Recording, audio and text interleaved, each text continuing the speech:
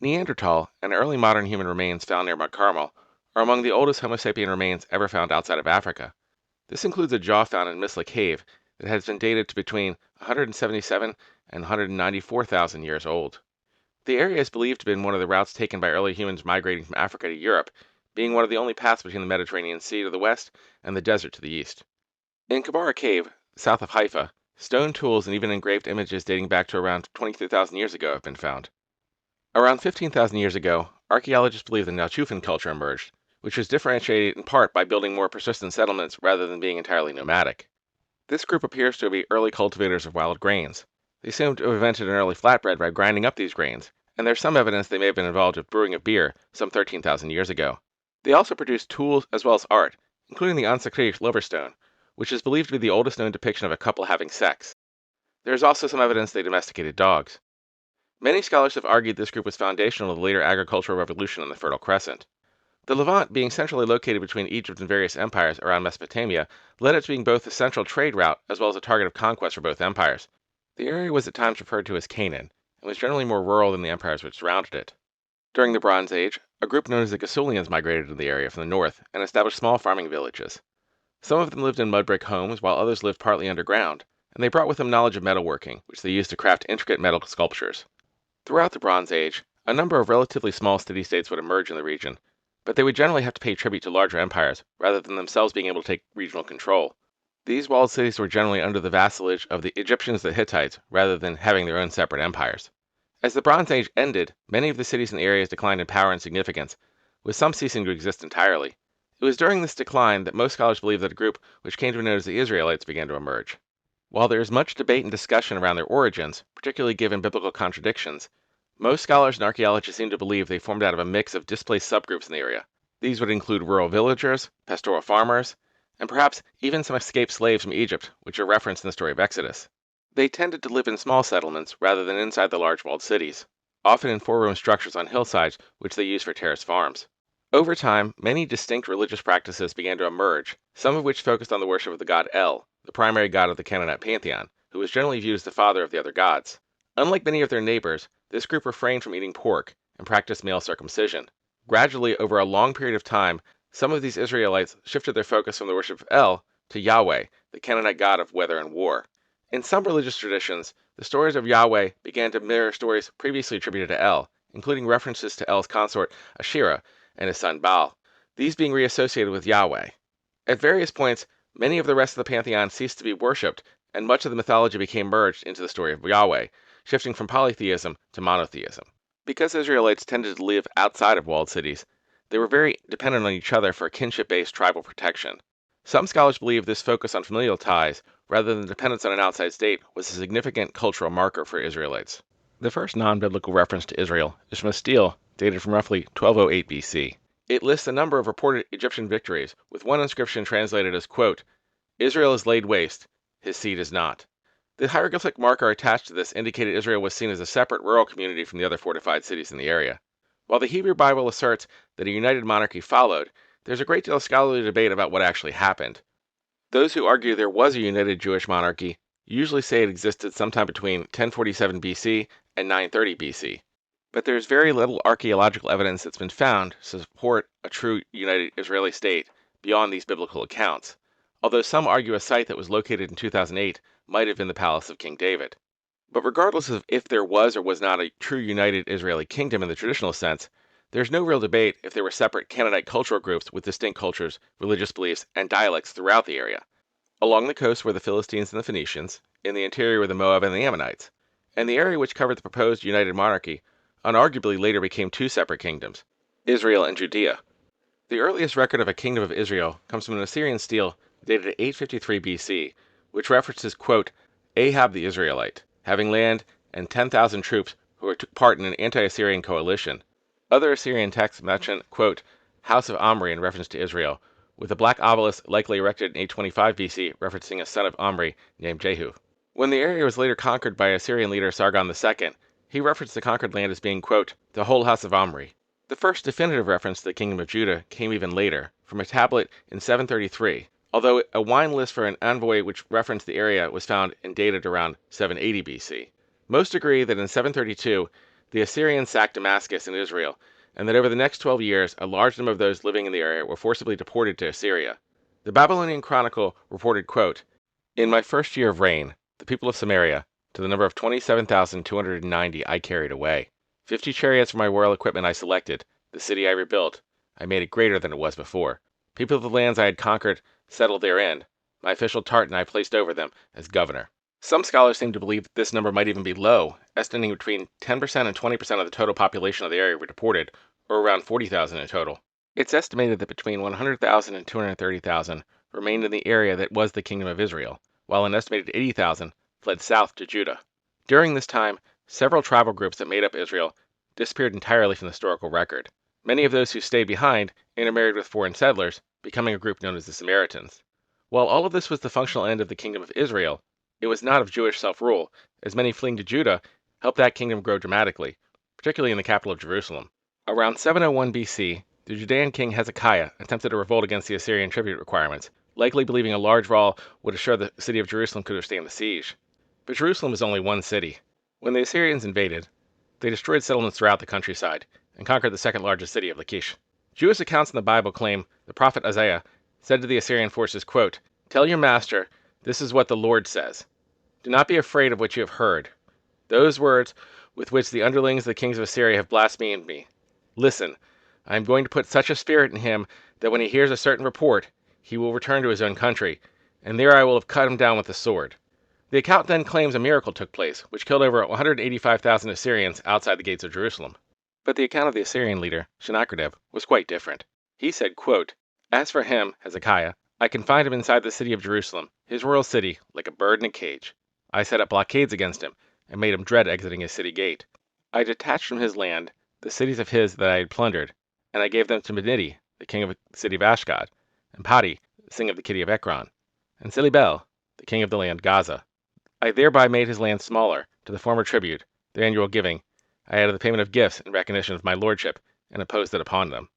The account went on to say, quote, "As for him, Hezekiah, fear of my lordly brilliance overwhelmed him, and after my departure, he had the auxiliary forces and his elite troops, whom he had brought inside to strengthen the city of Jerusalem, his royal city, thereby gaining reinforcement, along with 30 talents of gold, 800 talents of silver, choice antimony, large blocks of ivory beds, armchairs of ivory, elephant hides, elephant ivory, ebony, boxwood, garments with multicolored trim, linen garments, blue-purple wool, red-purple wool, utensils of bronze, iron, copper, tin, and iron, chariots, shields, lances, armor, iron belt daggers, bows and Yuso arrows, equipment and implements of war, all of which were without number, together with his daughters, his palace women, male singers and female singers, brought to Nineveh, my capital city. And he sent a mounted messenger of his to deliver this payment and to do obeisance." Which account is closer to the truth is disputed, but most agree Judah and Jerusalem returned to vassal status after the conflict, and most agree that Hezekiah's son would later revert many of the reforms and was very loyal to the Assyrians. As Assyrian power waned, Babylonians and Egyptians moved in and required tribute come toward them. Around 601 BC, the Babylonian king Nebuchadnezzar II attempted unsuccessfully to conquer Egypt, suffering heavy losses, perhaps seeing this as an opportunity to exploit weakness and escape vassalage. Judean king Jehoiakim attempted a revolt against the Babylonian rule, but this went poorly for Judah. By 597 BC, Jehoiakim was dead, and Jerusalem was occupied. A Babylonian chronicle read, quote, "In the 7th year, in the month of Kislev, the king of Akkad mustered his troops, and marched into the Hatti land, and encamped against the city of Judah. And on the 9th day of the month, Adar, he seized the city and captured the king. He appointed there a king of his own choice, and taking heavy tribute, brought it back to Babylon." A little over a decade later, in 587, the leader installed by the Babylonians attempted another rebellion, and once again Babylonian forces returned to crush the uprising. This time, rather than occupying Jerusalem, they burned it to the ground. The kingdom of Judah then became the Babylonian province of Yehud. Estimates are that tens of thousands were taken captive and sent to Babylon, and that many of those who survived and were left behind died of famine and epidemics that may have removed as much as 90% of the pre-war population, although estimates vary greatly. In 538, the Persian Empire led by Cyrus the Great conquered the Babylonian Empire, including the areas that are now Israel. Some of those who had been previously exiled returned to the area, building a temple in Jerusalem around 1515 known as the Second Temple, but the population was still far smaller than in the past. During this time, Persian leaders allowed a great deal of local autonomy, but the area was still fully a vassal state of the empire, It was ruled theocratically by a line of hereditary high priests, tasked with assuring regional stability and that tribute be paid, but still limited in overall authority. It was during this time that many scholars believe that most of the Torah was finalized, as part of establishing the law of the area. In 332 BC, Alexander the Great's war with the Persians included occupation of much of the land that is now around modern Israel. But after Alexander's death and the division of his conquests, the area found itself between the Ptolemaic kingdom of Egypt and the Seleucid Empire of the Greeks. By 200 BC, the Seleucid Greeks were fully in control, and over time they attempted to assert more Greek influence and religious authority, restricting local religious practices and power. In 168 BC, Greek leader Antiochus IV banned Jewish religious practices and began confiscating land from Jews. Reportedly, a Jewish priest by the name of Mattathias was offered a great deal of wealth by the Greeks to offer a sacrifice to the Greek gods on a Jewish shrine in Judaean. When he refused, another Jew reportedly agreed to do it instead. Mattathias then reportedly killed this man and the Greek official supervising the sacrifice. This was the start of the Maccabean Revolt, led first by Mattathias and his sons after his death in 166 BC.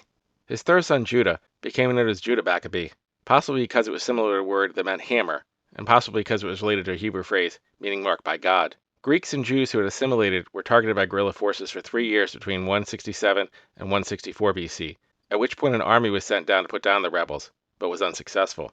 When Antiochus IV died in 164, the Greek forces withdrew because of the risks of a succession crisis, and the Maccabean forces were able to occupy Jerusalem. These events are still celebrated today in the practice of Hanukkah. Because of the succession crisis and the need to have stability, the Greeks rescinded the religious restrictions in a bid for peace. But the compromise they offered didn't go far enough for many other Maccabean fighters, and they continued to fight, even reaching out to seek alliances from Rome against the Greeks. Even with all their internal conflicts, the Greeks were still able to send a force of around 22,000 to the area to end the uprising, retaking Jerusalem and killing Judah in 160 BC. This dispersed but did not destroy the Maccabee forces, and leadership shifted from Judah to his brother Jonathan. Under Jonathan's leadership, the Maccabees continued to organize in the countryside. They killed not just Greeks, but Jews deemed insufficiently supportive of the rebellion. As a civil war broke out over the succession among the Greeks, the Maccabee leaders made deals with whichever claimant made the best offer to them at any given time. After years of conflict and shifting alliances, in 143 BC, Jonathan was tricked into meeting with a Greek leader, where he reportedly was captured and then later killed. After his death, his brother Simon negotiated with the Greeks for peace. In exchange, he was allowed to have the title of high priest and prince. In addition, reportedly the area was exempted from taxation. But he and 2 of his sons were assassinated in 135 BC, following a plot by his son-in-law. The following year, the Greeks reportedly attacked Jerusalem, and once again forced tribute from the city. But even after finding itself in vassalage once again, the Hasmonean dynasty, as it came to be known, was able to obtain a tenuous kind of autonomy and self-governance. As the Greek Empire weakened, the autonomy grew, and the Hasmonean leaders were able to expand the area they controlled to what is much of now Israel. But who led this dynasty was often a bloody question. Simon's son, John Hyrcanus, ruled from 135 to 104 BC, but he wished for his wife to succeed him rather than any of his sons.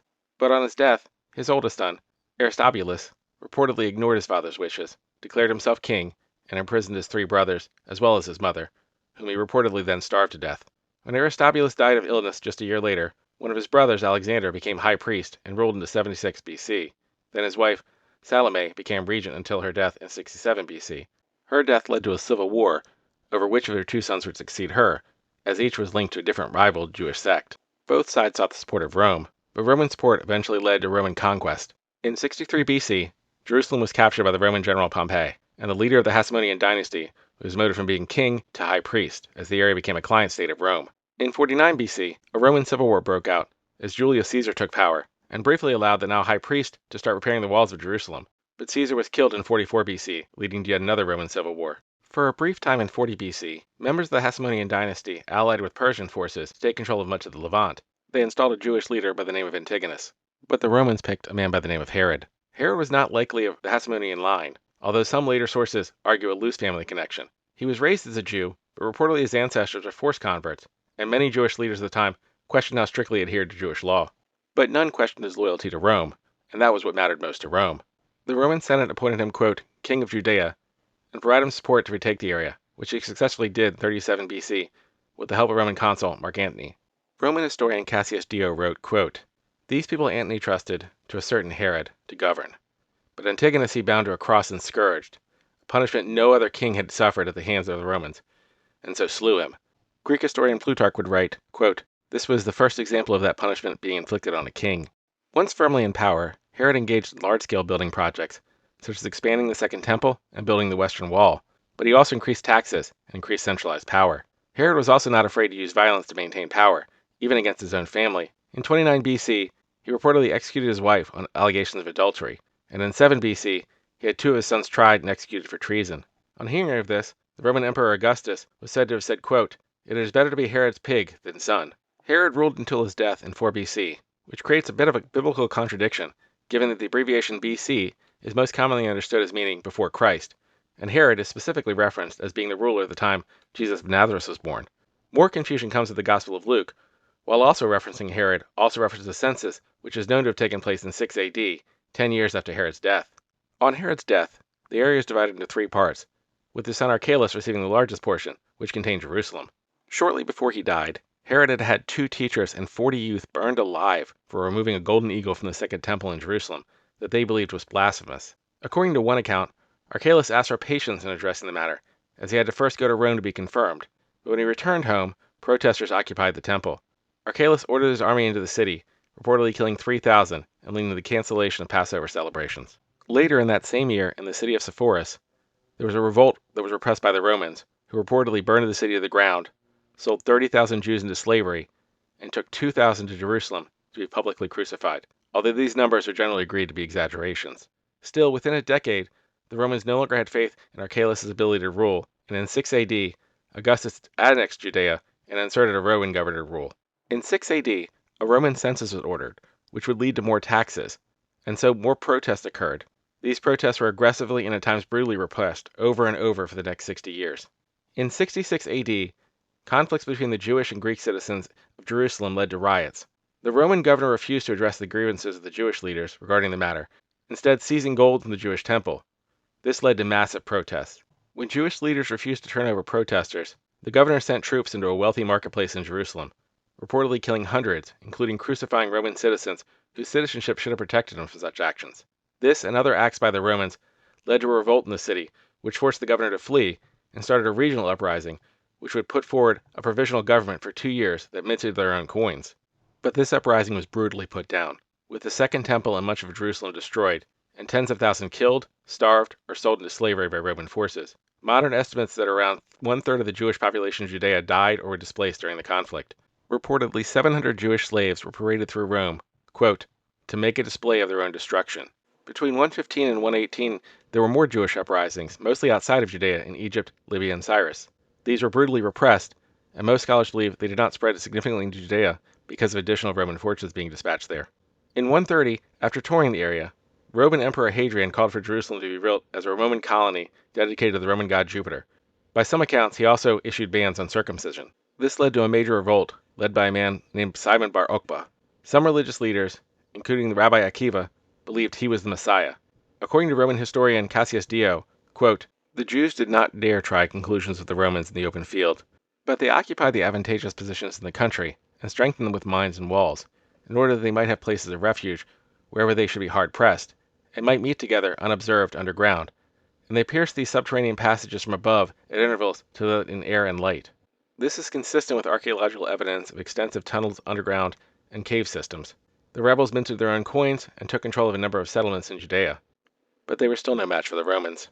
The rebels' last stand was reportedly at Batar, where the Jerusalem Talmud states Roman forces, quote, went about slaughtering them until a horse sunk in blood up to its nostrils, and the blood carried away boulders that weighed 40 sella until it went 4 miles into the sea, even though Batar was 40 miles distant from the sea. Hadrian was not content with simple victory. Cassius Dio wrote, quote, 50 of their most important outposts and 985 of their most famous villages were razed to the ground. 580,000 men were slain in the various raids and battles, and the number of those that perished by famine, disease, and fire was past finding out. Thus nearly the whole of Judea was made desolate. Estimates are that up to 2/3 of Judea's total Jewish population died in the conflict, and those who survived were expelled from Jerusalem and the surrounding areas, forbidden from entering for all but 1 day a year. Christian historian Eusebius wrote of the event, quote, all the families of the Jewish nation have suffered pain worthy of wailing and lamentation, because God's hand has struck them, delivering their mother city over to strange nations, laying their temple low, and driving them from their country to serve their enemies in a hostile land.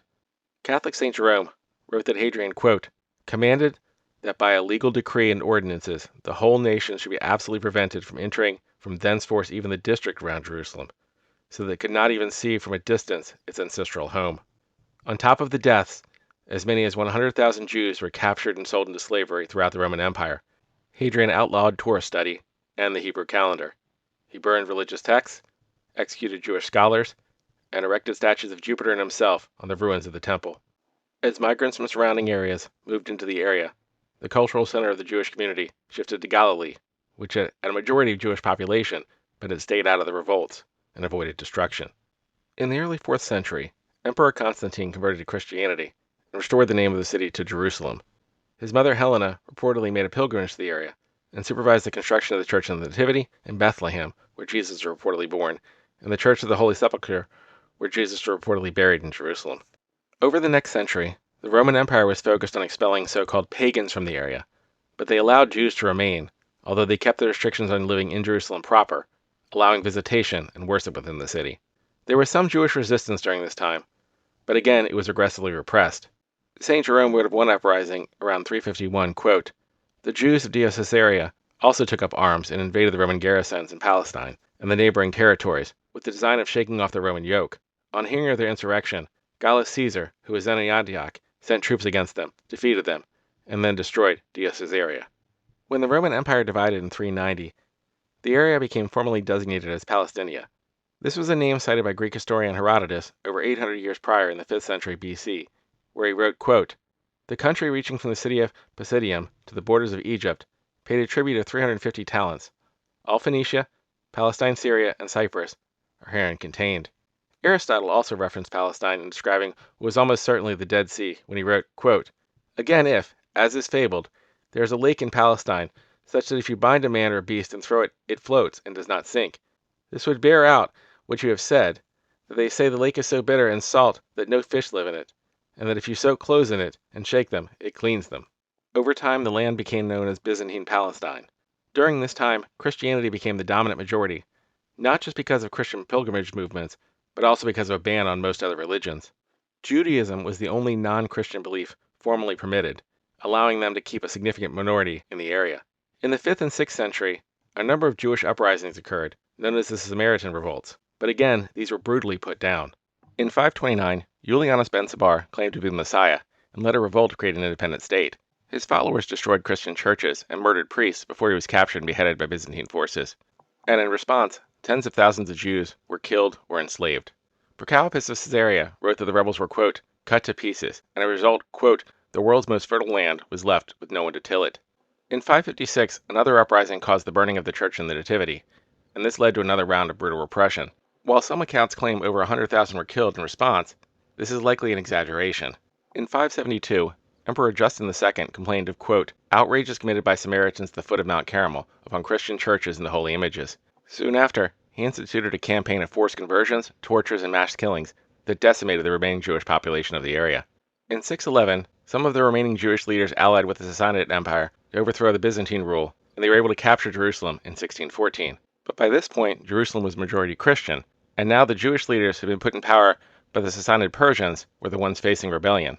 They expelled Christians from the city, with reported 17,000 Christians being killed and thousands of others imprisoned by the Persian invaders, with around 35,000 deported to Mesopotamia.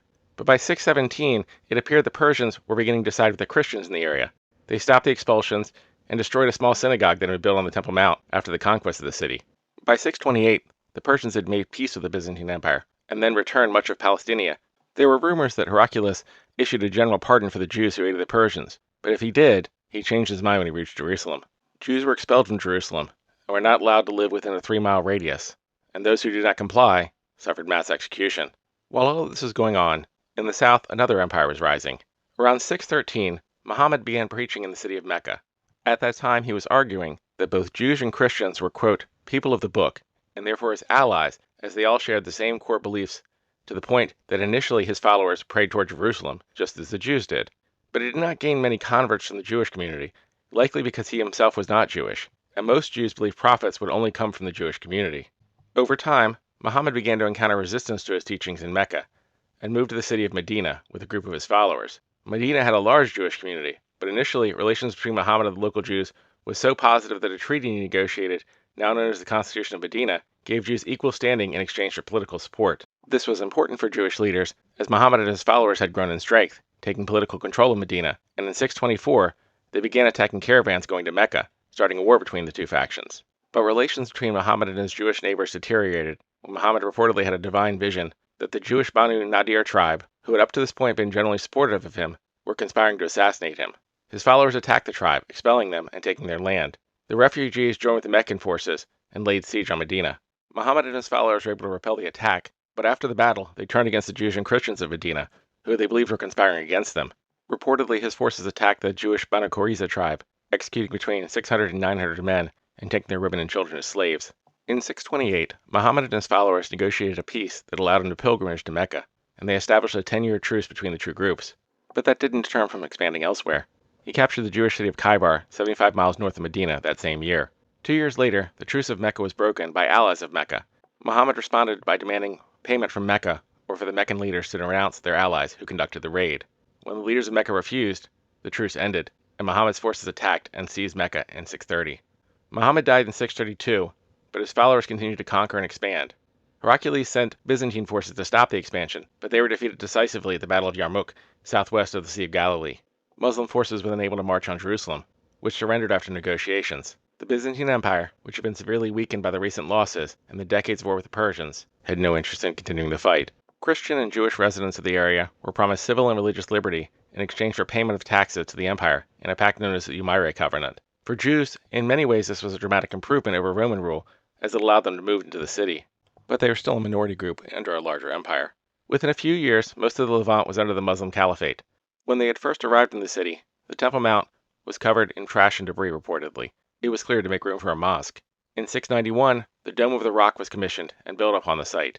In 705, the Al-Aqsa Mosque was built, replacing 2 Jewish temples. Reportedly, a Yemeni rabbi who converted to Islam by the name of Khal al-Anvar advised the leaders to build there, telling them, quote, Jerusalem, which means Jerusalem, and the rock, which means the temple. I shall send you my servant, Abd al-Malik, who will build you and adorn you. I shall surely restore you to Bayt al-Maqdis, its first kingdom, and I shall crown you with gold, silver, and gems. And I shall surely send you my creatures, and I shall surely invest my throne of glory upon the rock, since I am the sovereign God, and David is the king of the children of Israel. In the 8th century, discriminatory laws against non-Muslims increased.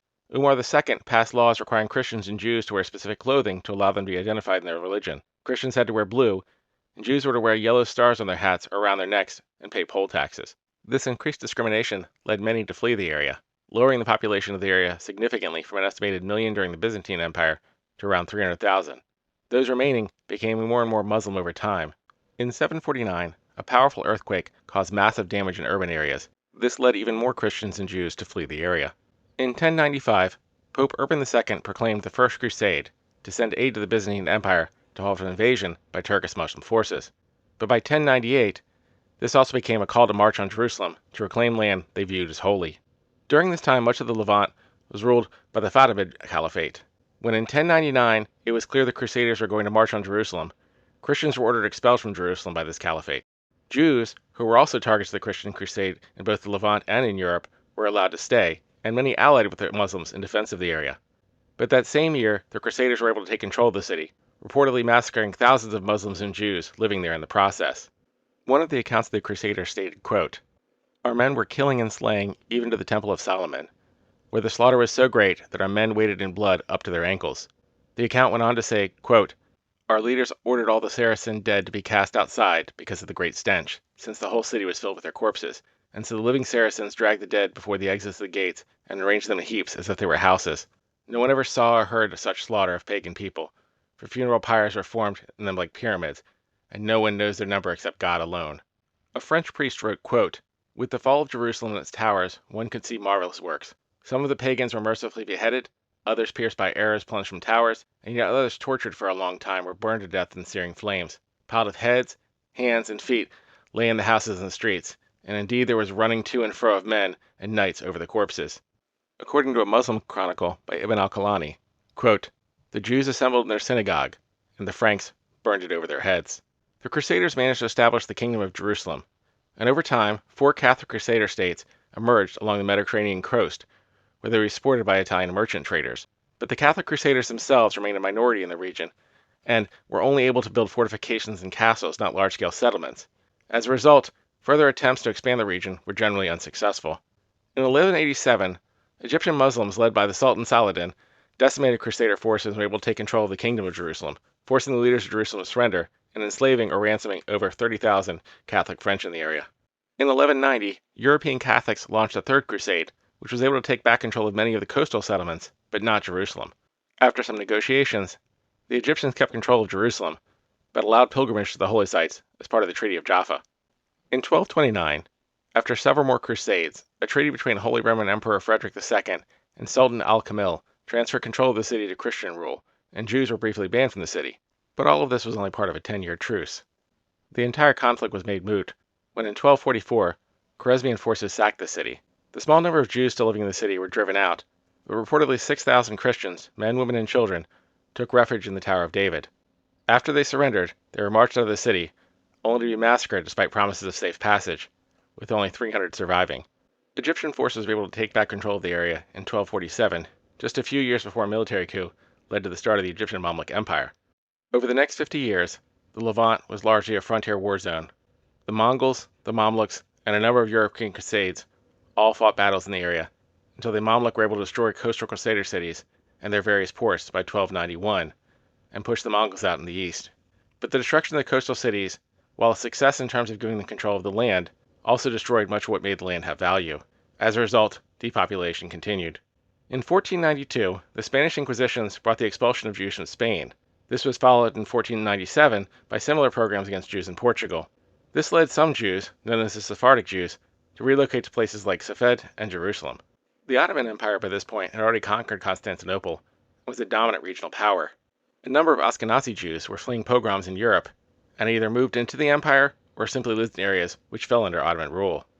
A German-born rabbi named Yitzhak Sephardi wrote of the Ottomans, quote, "Turkey is a land where nothing is lacking," and asked, quote, "Is it not better for you to live under the Muslims than under the Christians?"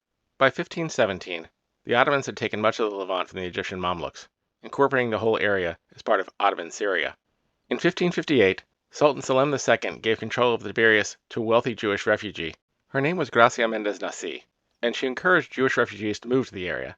She established a Hebrew printing press, and soon the area became a center of Jewish study. In nearby Safed, in 1565, Joseph Caro wrote the Shulchan Aruch, which became one of the most important books regarding Jewish laws ever published. But Jews were still a minority in the region, often caught in the middle of power struggles between other factions, most notably conflicts between the pro-Ottoman Druze and rebel Arab factions, which led to the destruction of the city of Tiberias and Fed in 1660. This decimated the Jewish communities that had moved there. In 1700, a group of around 1,500 Ashkenazi Jews settled en masse in Jerusalem as they fled violence in the Polish-Lithuanian Commonwealth. But this group came without wealth, and by 1720 they were unable to pay their debts, leading Arab creditors to burn their synagogue and for Jews dressed in Ashkenazi attire to be targeted for violence. The Ottomans generally had a hands-off approach, allowing Arab clans to functionally rule the area, with the Ottomans only intervening when taxes went unpaid or uprisings needed to be addressed. Cotton and olive oil became cash crops of the regions, and they brought significant wealth to the area, and this led to more immigration and population expansion. In 1799, Napoleon Bonaparte, following his recent conquest of Egypt, moved into Palestine to attack Ottoman forces there, which had allied against him with the English. He was able to occupy most of Gaza and capture the city of Jaffa, where he reportedly executed 3,000 Ottoman soldiers who had surrendered to him, as well as a number of other civilians. He called for the Jews to fight with him to retake Jerusalem, but he was never able to reach the city and was forced to withdraw back to Egypt. In 1801, Ottoman military leader named Muhammad Ali was sent along with many other forces to retake Egypt from France. Ali then took advantage of a power vacuum in Egypt and the weakness in the Ottoman Empire to a point where he was functionally able to control Egypt. He defended the semi-coup by saying, quote, "I am well aware that the Ottoman Empire is heading by the days toward destruction. On its ruins I will build a vast kingdom, up to the Euphrates and the Tigris." In 1831, Ali invaded Ottoman Syria, occupying the Levant. Initially, local groups did not resist the occupation, as Ali was more or less just another variation of Ottoman rule that came before. But when Ali began ordering conscription of Muslim men from occupied areas in order to increase his army, local leaders refused, with some writing, quote, "The son is at the core of the heart, and naturally no one can leave his son without the sacrifice of life itself." An uprising occurred throughout the area now known as the West Bank. An Egyptian regiment sent to put down the uprising had 1,200 soldiers killed or captured in the Jezreel Valley. In 1834, rebels were able to take control of Jerusalem after a siege with the help of residents of the city. But once the city was taken, massive looting took place, starting with Christian and Jewish shops, but eventually spreading to Muslim shops as well. A Greek monk living in the city wrote the rebels, quote, began to loot the shops of the Jews, the Christians, the Franks, and then the Muslims. The grocers, the shoemakers, and every other dealer suffered alike. Within 2 or 3 days, there was not one shop left intact in the market. Ali's Egyptian forces responded aggressively, retaking Jerusalem and forcing rebels to retreat to strongholds where reportedly Egyptian forces engaged in atrocities such as mass killings and rapes. To avoid further retaliation, the rebel leaders surrendered. By some estimates, a fifth of the male population of Palestine was gone in the aftermath, either by conscription, deportation, or death, and those who remained were disarmed. By 1841, the Ottoman Empire was able to take back control of the area and attempted to implement modernization programs. They designated the area between Rafah and the Litani River, with an eastern border of the Syrian desert and roughly around the Jordan River, as being Palestine. In the past, the Ottomans had largely continued the Byzantine practice of allowing Muslims, Christians, and Jews significant legal jurisdictions over their own followers. But they now began modernization reforms, which made laws and rights more universal. This removed some of the overt and tacit preference for Muslims in exchange for largely allowing non-Muslims limited autonomy. From 1840 to the turn of the century, the population of the region grew dramatically, from an estimated 300,000 to 600,000.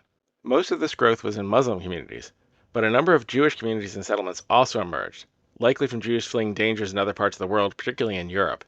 In 1662, Moses Hess wrote Rome and Jerusalem, the last national question, in which he argued for the creation of a socialist Jewish state in Palestine. In 1882, following a pogrom in Odessa, Judah Lee Peekster published a pamphlet entitled Auto-Emancipation, in which he wrote, quote, since the Jew is nowhere at home, nowhere regarded as a native, he remains an alien everywhere. That he himself and his ancestors as well are born in a country does not alter this fact in the least. To the living, the Jew is a corpse, to the native a foreigner, to the homesteader a vagrant, to the proprietary a beggar, to the poor an exploiter and a millionaire, to the patriot a man without a country, for all a hated rival. He established the Chabad Zion movement, which actively promoted and supported Jewish settlement of Palestine. Some non-Jewish groups supported the concept for less charitable reasons, seeing deportations of Jews to Palestine as a solution to what they perceived as, quote, the Jewish problem. Benjamin Disraeli wrote an article in 1877 entitled The Jewish Question is the Oriental Quest, in which he argued within 50 years 1 million Jews could live in Palestine with British assistance. Starting around 1881, Jewish philanthropists began funding agricultural settlements for Russian Jews seeking to escape the expanding pogroms in that region. This migration led to between 25,000 and 60,000 Jews going to the area, but reportedly between 50% and 70% of those sent eventually left to settle elsewhere. As anti-Semitism grew in Europe, the movement that came to know Zionism also grew. In 1895, Theodor Herzl wrote Der Judenstaat, which translates to the State of the Jews. In it he argued, quote, the Jewish question persists wherever Jews live in appreciable numbers. Wherever it does not exist, it is brought in together with Jewish immigrants. We are naturally drawn to those places where we are not persecuted, and our appearance there gives rise to persecution. This is the case, and will inevitably be so everywhere, even in highly civilized countries. See, for instance, France, so long as the Jewish question is not solved on the political level. He closed the book by saying, quote, therefore I believe that a wondrous generation of Jews will spring into existence. The Maccabeans will rise again. Let me repeat once more by opening words. The Jews who wish for a state will have it. We shall live at last as free men in our own soil, and die peacefully in our own homes. The world will be freed by our liberty, enriched by our wealth, magnified by our greatness, and whatever we attempt to accomplish there for our own welfare will react powerfully and beneficially for the good of humanity. Between 1904 and 1914, another large wave of around 35,000 Jewish immigrants arrived in Palestine, mostly fleeing Russia as conditions rapidly deteriorated there. While the earlier waves had largely been farmers, this wave included more urban Jews who brought their skilled trades. Even before the outbreak of World War I, the Ottoman Empire had been destabilizing for some time. A group known as the Young Turks were able to force reforms that led to a shift to parliamentary rule. But it did not bring stability, as various groups still began to rebel against the centralized rule. By 1913, Libya had been lost to Italy, and the Balkans were all but lost and on the verge of another round of war. An assassination and a coup, led by former leaders of the Young Turks, consolidated power around what were called the Three Pashas, also known as the Young Turk Triumvirate. Although technically elections were held in 1914, only one party was on the ballot. When the Ottomans lost control of the Balkans, along with it went most of the Christian voters in the empire. This left Armenia as one of the last areas with a large Christian population. As World War I broke out, there was a fear that Armenian Christians might seek independence. Since the 1890s, they had been victims of a series of massacres as an ethnic minority. On April 25, 1915, Talat Pasha ordered the deportation of hundreds of Armenian leaders and intellectuals.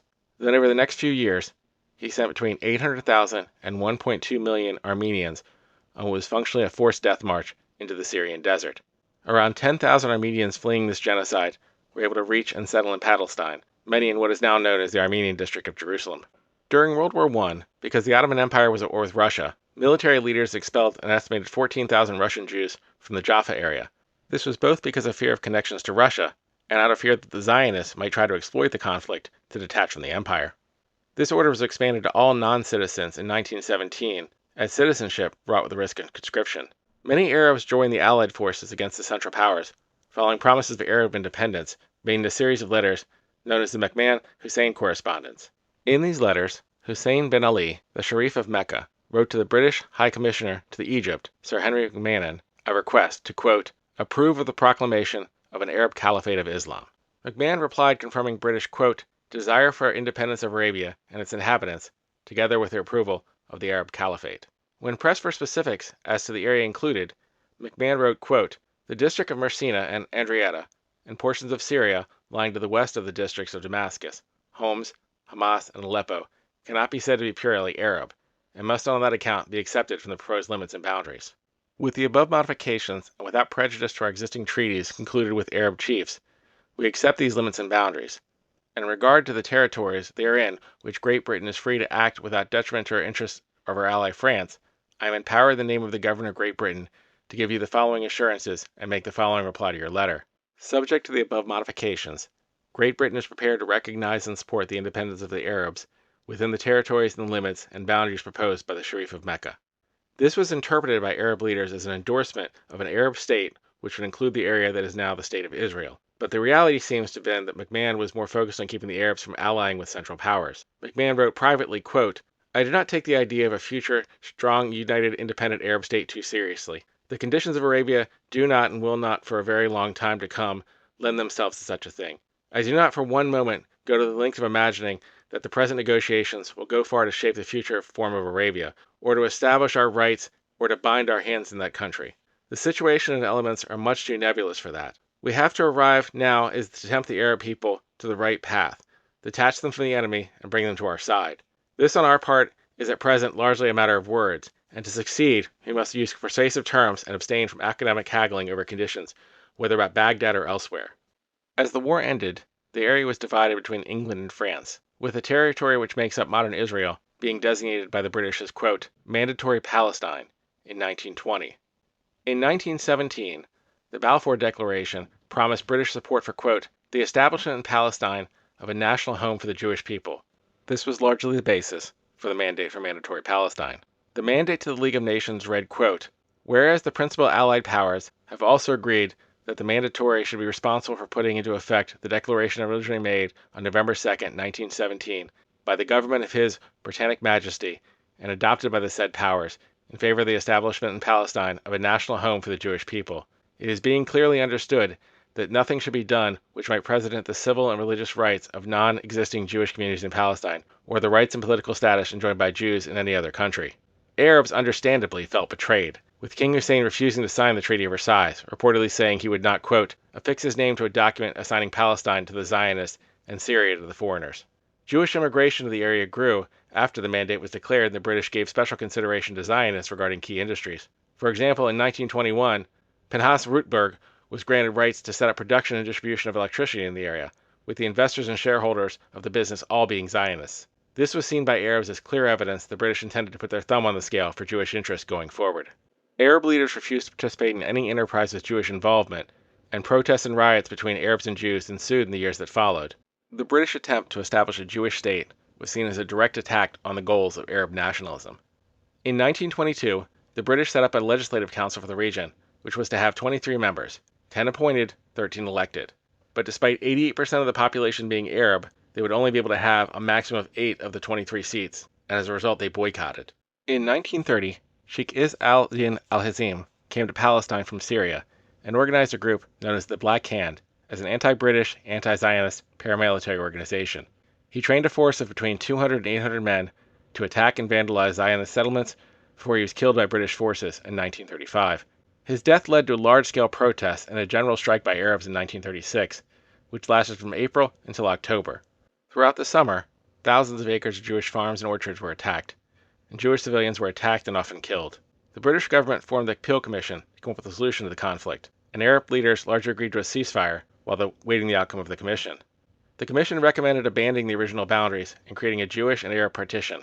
This solution was condemned by the majority of both Arabs and Jews, but some Jewish leaders believed there was a strategic advantage in accepting it as a stepping stone to later expansion. David Ben-Gurion reportedly told a group working with the Zionist Congress, quote, "There could be no question of giving up any part of the land of Israel. It was arguable that the ultimate goal would be achieved by most quickly accepting the Peel proposals." He wrote to his son that partition would be a first step toward, quote, "possession of the land as a whole," and he was able to convince Zionist Congress to approve the Peel report as a basis for negotiations. When the Arab leaders rejected the plan, and the Arab Revolt resumed in the fall of 1937, Zionist police forces joined with the British militia to suppress the uprising over the next 2 years. But even with Jewish assistance, the British lost control in places like Nablus and Hebron. British military and Jewish forces combined to create what were called Special Night Squads. Israeli historian Martin van Creveld said the training was, quote, "how to kill without compunction, how to interrogate prisoners by shooting every 10th man to make the rest talk, and how to deter future terrorists by pushing the heads of captured ones into pools of oil, and then freeing them to tell the story."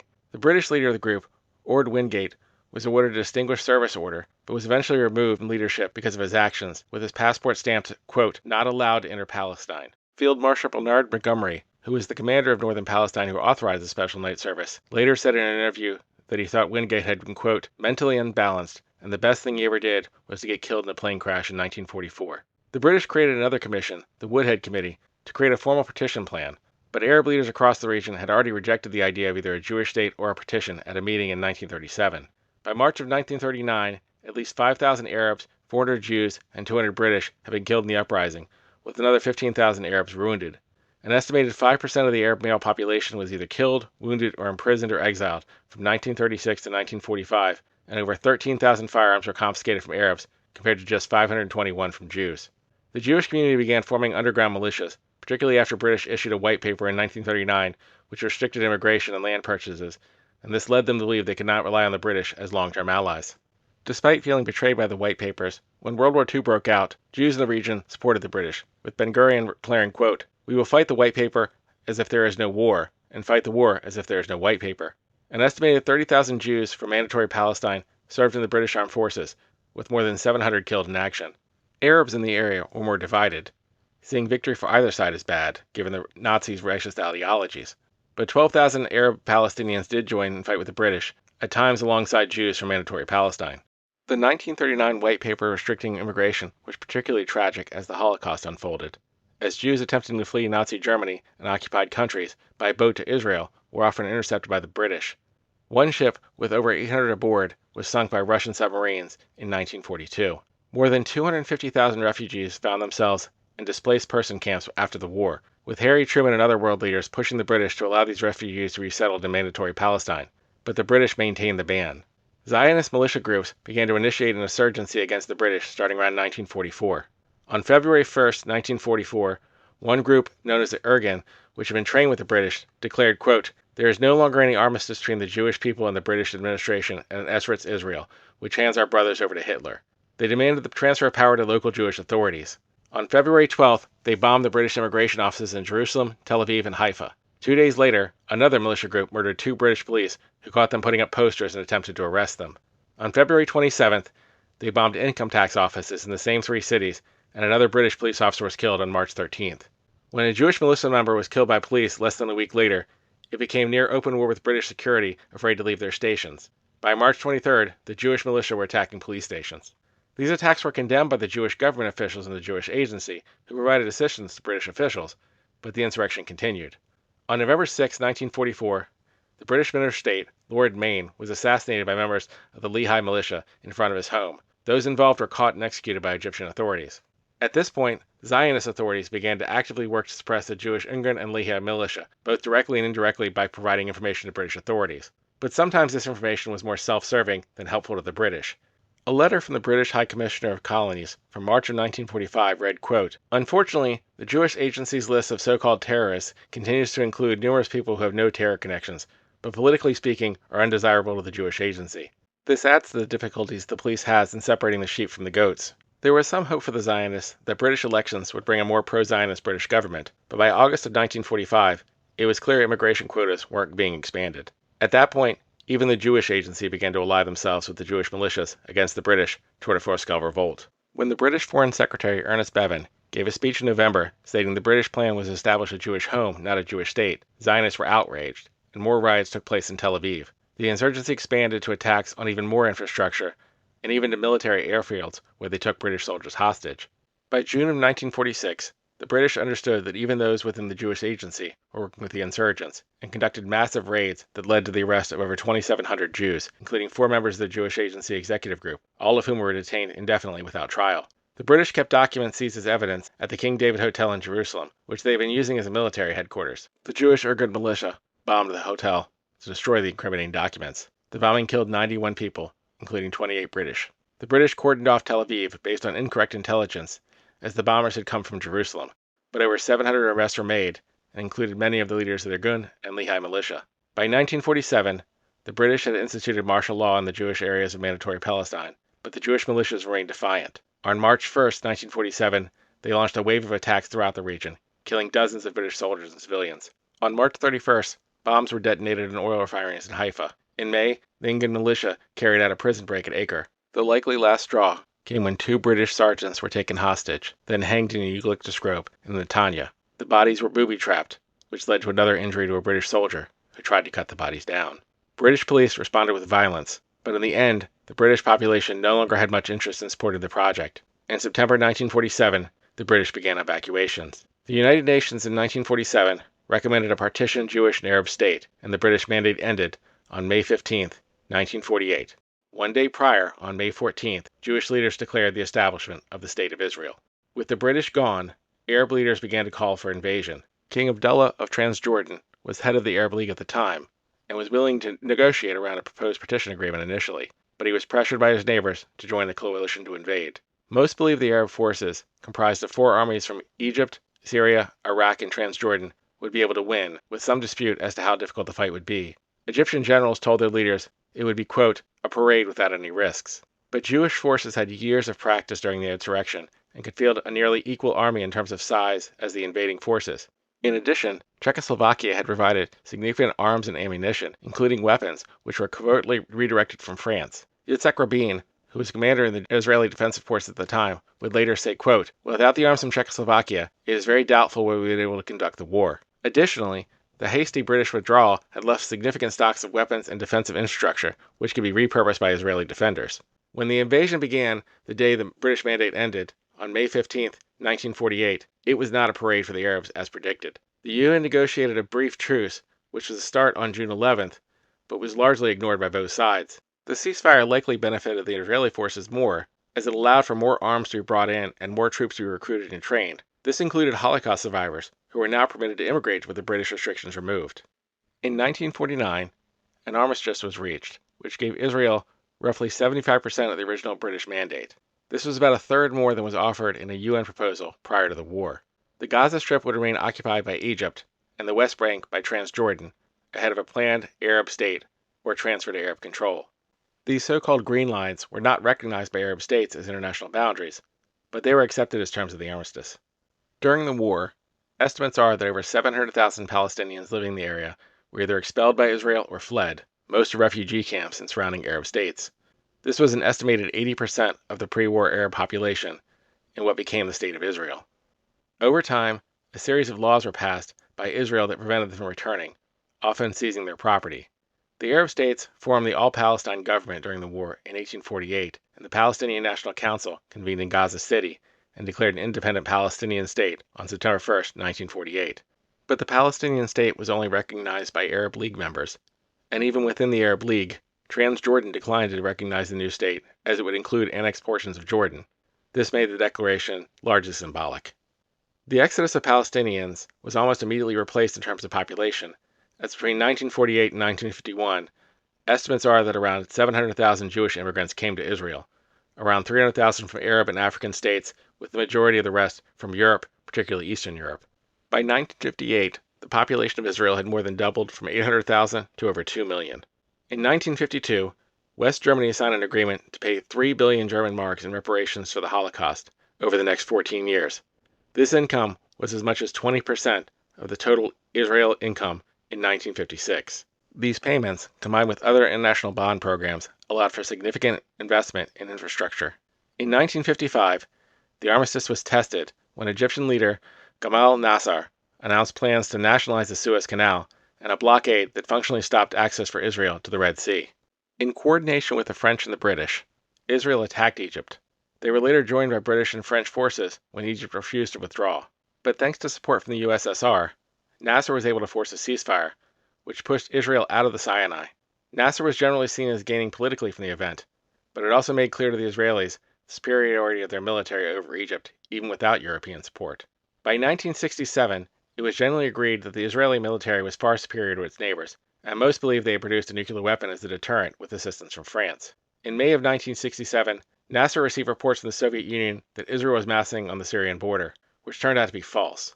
In response, he sent troops to the Israeli border and closed the Strait of Tiran, a key Israeli shipping route. Based on the faulty Egyptian intelligence, Jordan agreed to let Iraqi forces move in and be on the border with Israel as part of a mutual defense treaty with Egypt. On June 5, 1967, the Israeli military launched a preemptive attack on Egyptian airfields, functionally eliminating their air force. Over the next 6 days, Israeli forces completely decimated the Arab forces, occupying the Sinai Peninsula, the Gaza Strip, the West Bank, and the Golan Heights. This became known as the 6 Days War.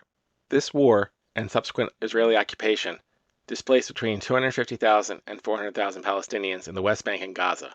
Despite occupying these areas, Israel only offered citizenship to residents of East Jerusalem and the Golan Heights, but most declined in protest.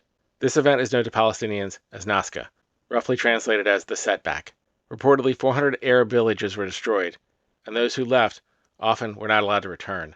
In November of 1967, the United Nations passed Resolution 242, which called for Israel to withdraw from the occupied territories.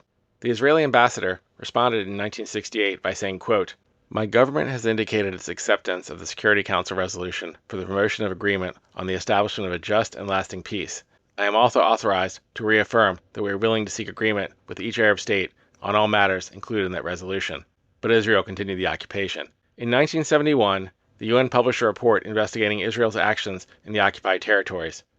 The report stated, quote, "On the basis of the testimony placed before it, or obtained by it in the course of its investigations, the Special Committee has been led to conclude that the government of Israel is deliberately carrying out policies aimed at preventing the population of the occupied territories from returning to their homes and forcing those in their homes in the occupied territories to leave, either by direct means such as deportation, or indirectly by attempts at undermining their morale or through the offer of special inducements, all with the ultimate object of annexing and settling the occupied territories. The Special Committee considers the acts of the government of Israel in furtherance of these policies to be the most serious violation of the human rights that has come to its attention." Even before this occupation, the Palestinian Liberation Organization was founded in 1964 as a resistance movement with the goal of, quote, "an end to the state of Israel, a return of the Palestinians to their homeland, and the establishment of a single democratic nation throughout Palestine." The PLO had conducted guerrilla attacks on infrastructure even before the 6 Days Wars, but they expanded dramatically following the occupation to include attacks on civilians. Likely the most notorious of these attacks was committed by a subgroup known as the Popular Front for the Liberation of Palestine. In an event that came to be known as the Avivim school bus bombing, a bus of Jewish third graders was attacked with a rocket-propelled grenade. This killed 12 people, including 9 children. These attacks also extended outside of the borders of Israel to include a number of plane hijacking incidents. Efforts were made in Jordan to contain the actions, and this led to an event known as Black September in 1971. The Jordanian military clashed with the PLO forces led by Chairman Yasser Arafat and forced all of them out of Jordan into Lebanon, which by 1975 was also embroiled in civil war. During the 1972 Olympics, what was likely the most famous attack was carried out when members of the Black September organization kidnapped and murdered Israeli athletes during the Olympics in Munich. Within Israel itself, Zionist groups who believed the UN boundaries were insufficient began to set up settlements in the occupied territories in order to prevent them from being returned, as per the resolution. This led many to believe there would be no end to occupation, just prolonged expansion. In 1973, Egyptian and Syrian forces launched a surprise attack on the Jewish holiday of Yom Kippur, advancing into the occupied territories of each.